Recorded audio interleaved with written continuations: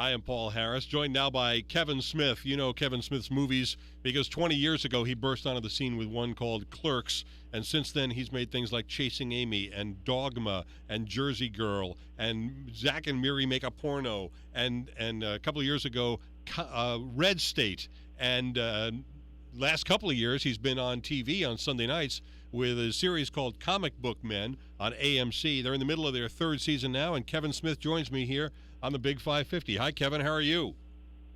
Can I tell? Hey, how are you? Can I tell you something? I've interacted with Sam Rubin many times. I've lived out in Los Angeles now for about 12 years, so I go on the KTLA morning news quite regularly. Yeah. So I've dealt with Sam quite a bit. Yeah. And that is classic Sam Rubin. But it took me back to, like, one time I went and did the show with my wife, and he was talking to us both, and you know what I look like. I'm a big fat schlub, and my wife is actually pretty shapely and stuff.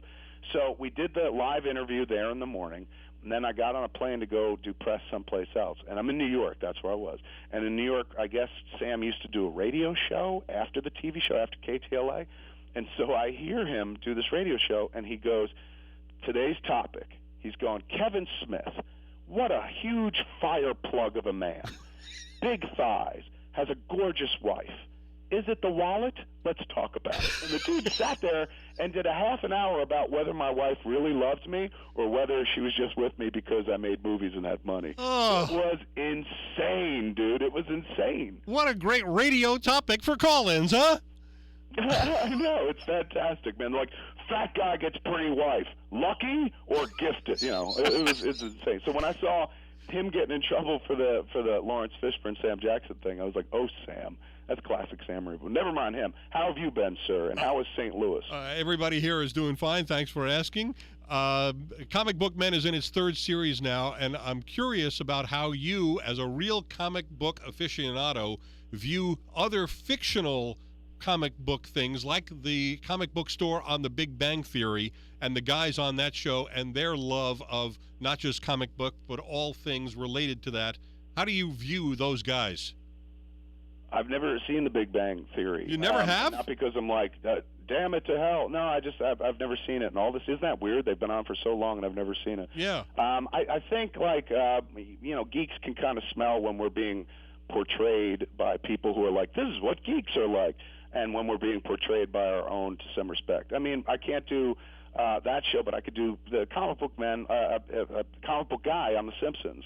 Like, that was the first kind of representative of our genre in the mainstream many years back. Yeah. Like, you'd have to tell people, like, there are actual stores where they sell just comic books, because most people thought of comic books as newsstands or on spinner racks or something like that.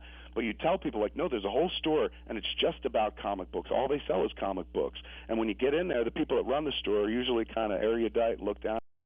So all of a sudden you turn on The Simpsons and see Comic Book Guy, and it was an absolute representation of comic book stores at the time, and it lifted your heart. You're like, oh, my God, they know about us.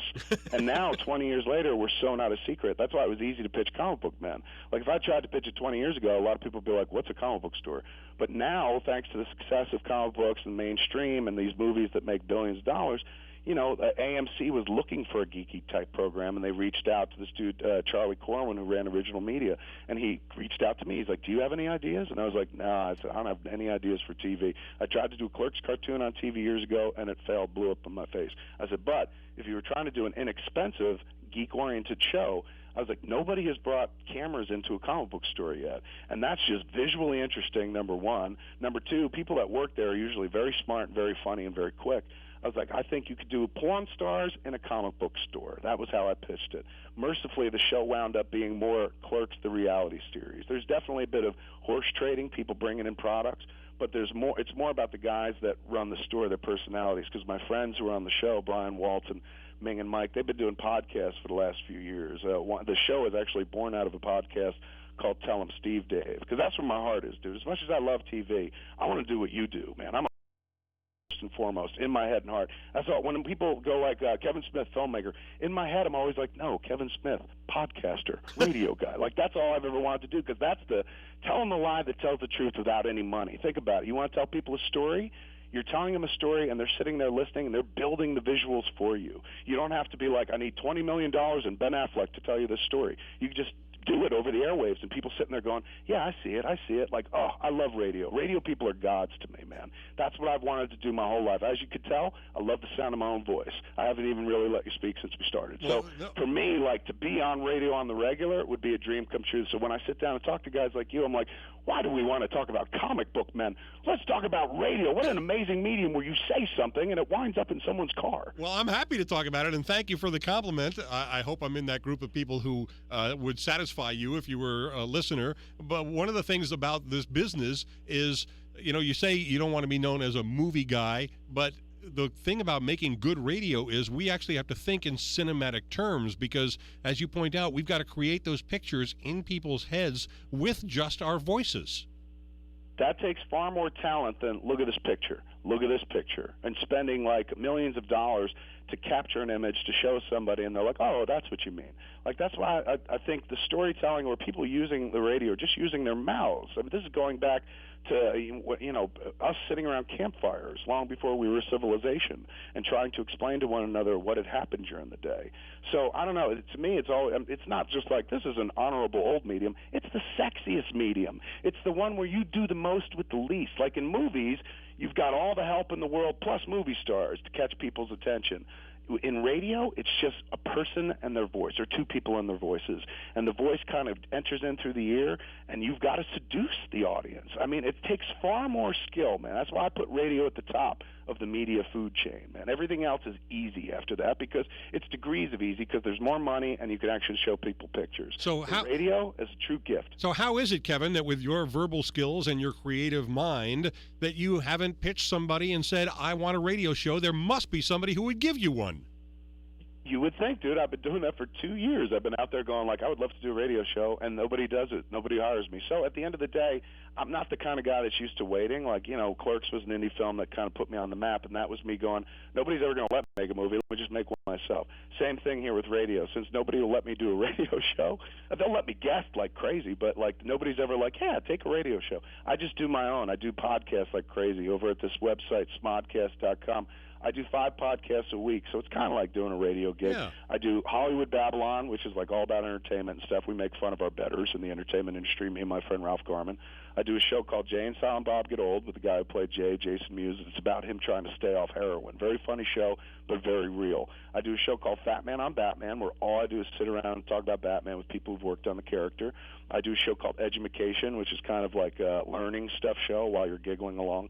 And then my flagship show, which is Smodcast, me just sitting down with my friend Scott Mosier and kind of going on flights of fancy. So nobody would give me a radio job, so I just kind of made my own. That's the thing, kids. You can't wait for somebody to hand you something in this life. Only person I know of who's ever handed something, changed their life, was Hal Jordan. It was a magic ring. He became the Green Lantern. That's a fictional story. So nobody will ever hand you something. You got to kind of do it yourself, particularly if you're passionate about it. And somehow, I was so passionate about it. I was like, well, what am I waiting for? I could just do it on my laptop or on my phone and put it out myself. Well, if you can make money with it, then then you are doing radio. It doesn't have to go through a transmitter. You are doing radio. It's just a different form of radio. It's just a different form of bringing audio and creativity to listeners, and that's the absolute bottom line, Kevin. And the podcast, everyone could do it. I mean, that's the thing. If you're sitting there listening to us and you're like, this sounds fun, everybody could do it. You got a smartphone, you got yourself a laptop, most of us have that. You've got a recording device. Just press record and start talking at the machine with your friends or something like that.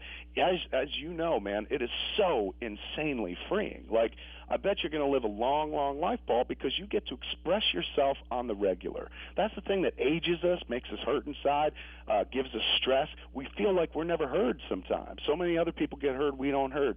You got yourself social media, you got yourself a podcast, you can be heard as much as you want. You could sit there and talk about anything you want. There's no such thing as like, they don't do that here. It's unlike radio. Of course, there are different categories, and very hard to get on radio and be like, I just want to do a show about the Teenage Mutant Ninja Turtles. They'll be like, no, we don't do that here. But in a podcast, you can make a show just the cartoon version, the old cartoon version of the Teenage Mutant Ninja Turtles, and you will be assured to get a wide audience of people going, I know what you're talking about, man. Yep. It's kind of like being able to do personalized radio. But I'll be honest with you, the draw of the terrestrial signal, it's been around since I was a kid. And as much as I can be online and with a podcast hit way more people than I could ever hit with a terrestrial signal, Yep. Since I was a kid, dude, that radio tower has meant something to me. Long before the internet, I would dream about, like, wouldn't it be great to own your own radio station and you could just say whatever you wanted, without, well, the FCC would fine you, but you could generally say whatever you wanted. And now we live in an age where you don't need a tower. You could do it on your laptop, but still, there's a bias in me that's just like, unless there's some radio tower beaming it out, I don't know if it's the same thing. It's close, but it's not the same thing. Yeah, the trick is to figure out a way to make money from it, and that's what's keeping a lot of people from doing it. And here's the other part of it. I got to go because I got to take care of commercials. You don't have those in podcast world, but I got to get to them here. So I'll talk to you about this some other time, okay?